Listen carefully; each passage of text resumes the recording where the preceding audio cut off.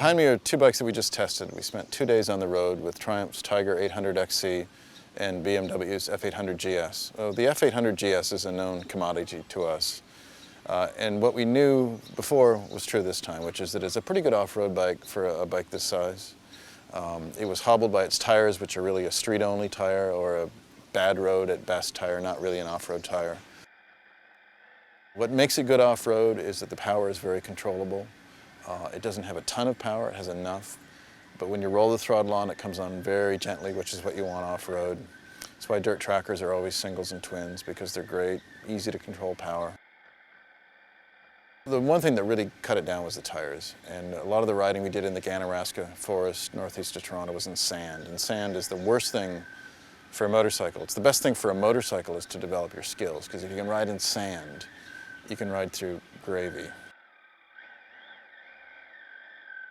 The Triumph has a higher center of gravity than the BMW, and these are not really the sorts of things you notice so much on the road when you have good pavement. But as soon as you get off-road, a thing like a high center of gravity is exacerbated. So the Triumph felt really kind of tippy. The tires were really no better than the BMWs, but it was more the bike itself. And the power is so intense, it's such a powerful engine, the 800 triple, that unless you were really judicious with the throttle application, it would spin the tire. Which is great fun in a little bit of dirt, but in sand, it's kind of terrifying. A good question to ask is, why did we go off-road with inappropriate tires? And the point is that you can't stop every time and change the tires when you want to ride your bike somewhere. So sometimes you just go with the tires you have. So we wanted to see if you could take OEM tires and hit the dirt. And the answer is yes, sort of. It kind of works. It's not ideal, but you can do it if you're in a situation where you just have to. But the bikes with knobbies would be actually quite good, especially the BMW.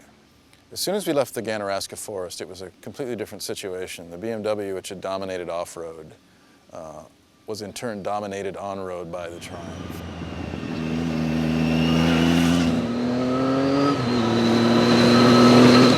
The Triumph is it's got such a fabulous engine. It's so powerful and so smooth. And of course you have all the traction in the world on dry pavement, so it was really the most fun to ride and really smooth. And the bike, although its exterior makes it look like a monster trailer, it really is just it's essentially a sport touring bike with a really comfortable riding position. The suspension is very plush.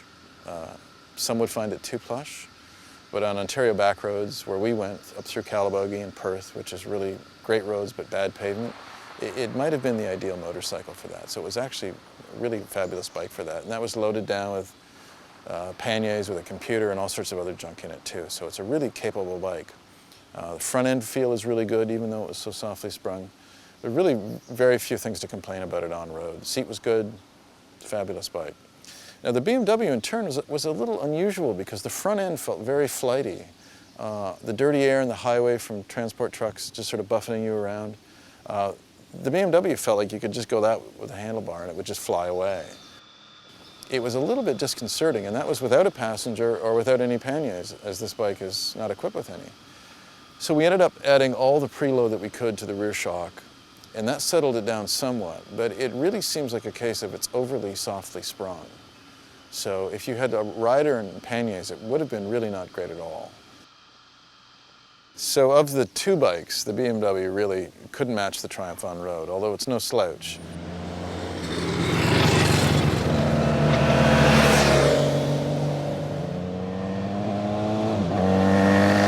The parallel twin engine has some buzz to it, which initially sort of concerned us a little bit, but really it wasn't at all aggravating.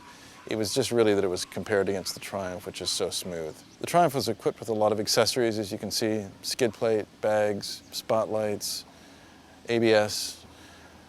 But it was interesting that it took the base price over $16,000. So these can become expensive motorcycles if you tick all the boxes in the accessory catalog.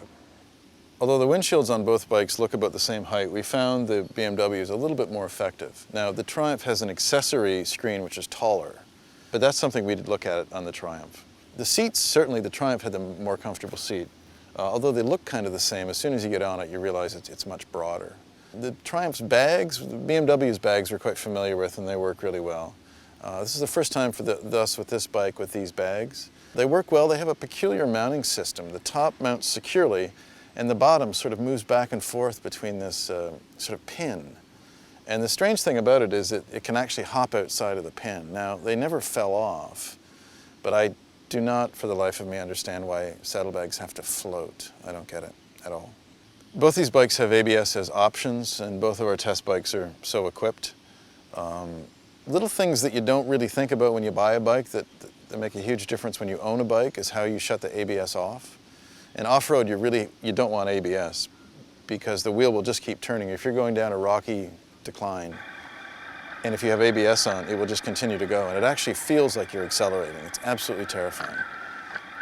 And the reason you shut it off is you want the wheel to skid, and then it sort of digs a hole or it piles some rocks up and wedges itself to a stop.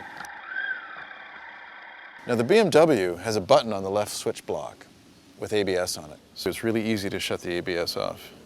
Just push on this button and hold it until the dash light stops flashing and it's shut off. Now, the Triumph is really aggravating, and in some ways it speaks to the difference in how these bikes are used. But it's almost as if Triumph designers didn't want you to shut the ABS off. Through these little buttons, you have to access different menus, and then each time you shut the bike off, you have to reset it again. Now, what you can do if you're just stopping for a moment is you can use the kill switch, and as long as you leave the main ignition switch on, you don't have to reset it. But it's a really aggravating thing, and if I was taking this bike on an off-road trip of any significance with knobbies, I would figure out a way to put a toggle switch to get around that. I don't know if that's humanly possible, but probably not.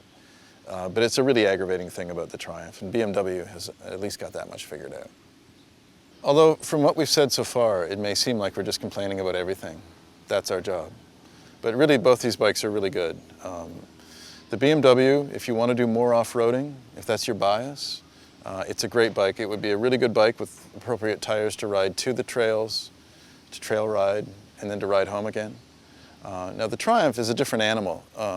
As we said before, despite its looks, it really is a really comfortable all-rounder, and it's a really great street bike. It needs better tires off-road, certainly, but the bags are good, and it'd be a bike that we'd ride anywhere.